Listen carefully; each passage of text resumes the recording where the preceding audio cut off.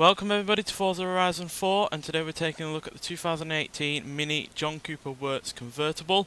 Now this is a part of the third generation, which has been in production since 2013, with both the John Cooper Works version of the hardtop and the standard convertible introduced in 2015, and this combines the two to make the fastest convertible ever from Mini.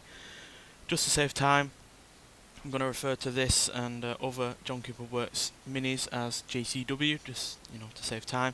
And yeah, we've had a couple of JCW vehicles from Mini in this game already.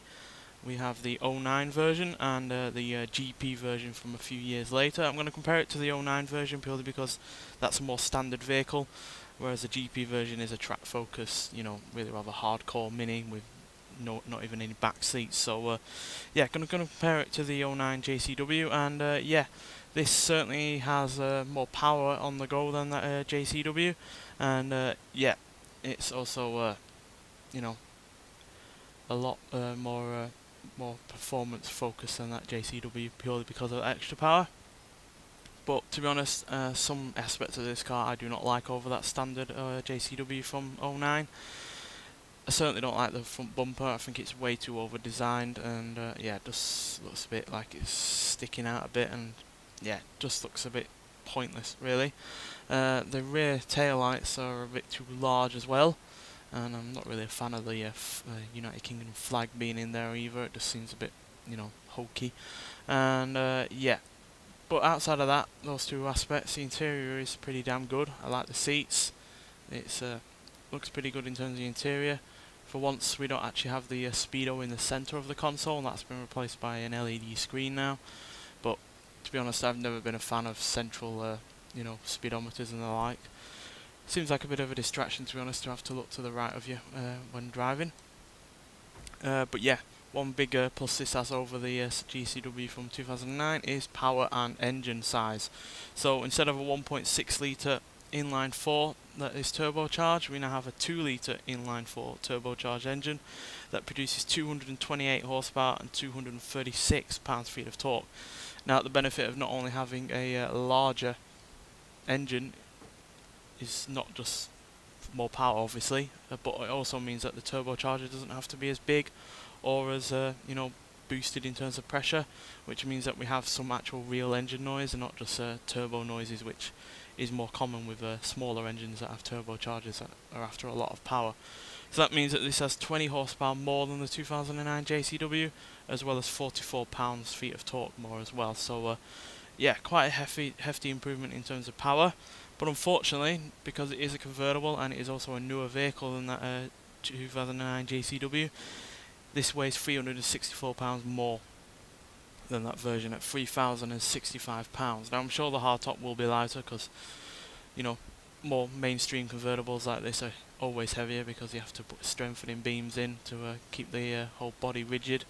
So I'm sure the hardtop's lighter than this, but I doubt it's as light as the 09 version, which is a bit of a shame really, especially since we've got all this extra power and a lot of that is just being wasted on extra weight. But nonetheless, it does mean that it's somewhat able to keep up in terms of acceleration compared to that 09 JCW, and yeah, is at least a riot in terms of acceleration and performance. And yeah, despite being a convertible, it does have a decent sized boot as well. Not the biggest, but you can still get a couple of bags in there if you so need to. And yeah, even though I do have a couple of qualms with the design, like I said, the front bumper and the rear tail lights, it's still overall a solid looking vehicle. I do like the stripes on it, for instance, and yeah, you've still got plenty of room in the rear for passengers as well, which is not common with four-seaters that are this small, quite frankly. But nonetheless, let's get out there and see what this car can do. Now, being a convertible with all that extra weight, it's bound to not be as sharp as a hardtop, and yeah, it's certainly not as sharp as the 09 JCW, which is a bit of a shame, but guess it kind of be expected because that extra weight is obviously going to play havoc with the handling in some regards, and yeah, it does wobble at times when you're coming out of a corner or you're really gunning it. So yeah, that's something to watch out for. But that said, the wobble doesn't really overly affect the car in terms of handling. Does make it look a bit silly, but it's certainly not throwing the car all over the place in terms of handling. And yeah, in terms of grip and the like, it does handle everything alright. Not a massive amount of understeer. You can get it to oversteer like that, like I just did there, which, you know, makes it really rather fun to drive, as you can see. And yeah, because it has that 2-litre engine over the 1.6, it means it has a much nicer sounding engine than the 09 version. And yeah, that makes the whole experience a little bit more sporty, even though you're not going to be going as quick as the 09 version, because acceleration time is down despite having that extra horsepower and extra torque, and that's all down to the weight, unfortunately. So yeah, 0 to 60 in 6.3 seconds, 0 to 100 in 15.9 seconds, and it going to a top speed of 150 miles an hour.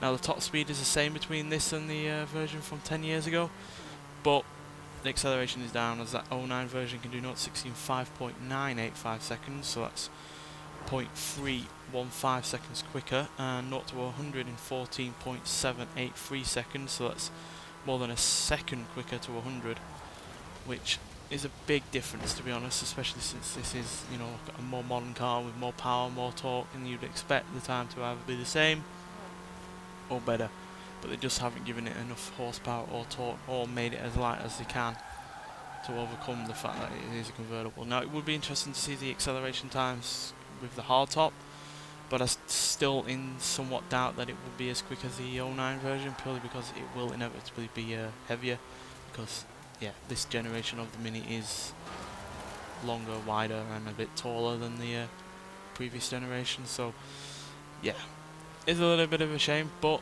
not everything's lost, as there is a even more powerful version of a JCW coming out. I think they've called it the GP3 in either this year or next year.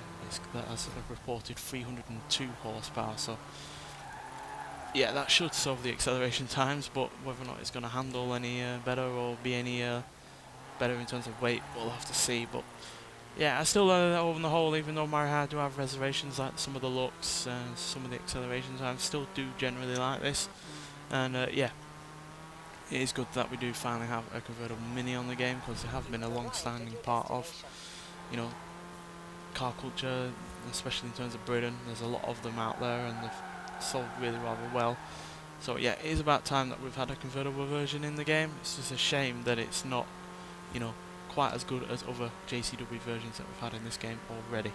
Was never expecting it to be as good as the GP version, but it is a shame that it can't even match a car that's nearly 10 years older than this, which, you know, is hardly progress at the end of the day. And yeah, that weight does make the car wobble around a little bit, but at the end of the day, it's yeah, not the worst handling convertible over a hardtop version of a car that we've had on this game, or in general. So yeah, could be a lot worse, but also could be a little bit better, quite frankly. But it is nice to have it in the game, and I obviously didn't have to pay any extra for it, because it is part of the festival playlist, just like the Mini Traveller was. So yeah, get out there and get it, because they are very limited in the time that they're available. And to be honest, if by the time most people have seen this, it's probably already gone. So yeah, but do highly recommend trying to get it, because it is overall a fun car, and yeah, is far better than some of the stats would have you believe. Nonetheless, thanks for watching, and I'll see you in the next one. Bye.